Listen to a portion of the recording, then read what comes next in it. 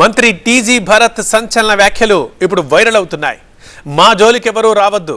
ఈ మధ్య ఒకడు పిచ్చి పిచ్చిగా మాట్లాడితే మా వాళ్ళు నాలుక కోసేస్తారని మా నాన్న అన్నారు. నా దగ్గర అంతకంటే ఎక్కువ చేసే వాళ్ళు ఉన్నారు అంటూ మంత్రి భరత్ సంచలన వ్యాఖ్యలు చేశారు.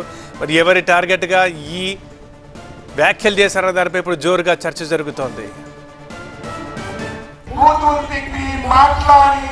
ఇష్టం వచ్చినట్లు చేస్తే ఇక్కడ ఎవరు గాజులు వేసుకొని కూర్చోరు. అది తెలుసుకోవాల్సిందిగా నేను రిక్వెస్ట్ చేస్తున్నా. మీ పని మీరు చేసుకొని పోండి, నా పని నేను చేస్తా. నా పని ఏమంటే అభివృద్ధి పని. కర్నూలుని అభివృద్ధి చేయాలనే ఉద్దేశంతో నేను పోతున్నా. నా జోలికి రావద్దండి. మీకు కావాల్సింది రాజకీయం.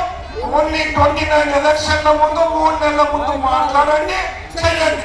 అంతేగాని తిక్క చేష్టలు చేసినా ఇక్కడ ఎవరు గాజు వేసుకొని కూర్చోలేదు. గుర్తు పెట్టుకోవాల్సిందిగా రిక్వెస్ట్ చేస్తున్నా. అలాగే మా ఫాదర్ ఈ మధ్య ఎవడో పిచ్చిగా మాట్లాడితే మా ఫాదర్ చెప్పారు, మా కాడ ఉండే కాదరు పిచ్చిగా మాట్లాడితే నాని కట్ చేస్తారు అని మా నాన్న దగ్గర ఉండేవాళ్ళు. నా దగ్గర ఉండేవాళ్ళు దానికన్నా చాలా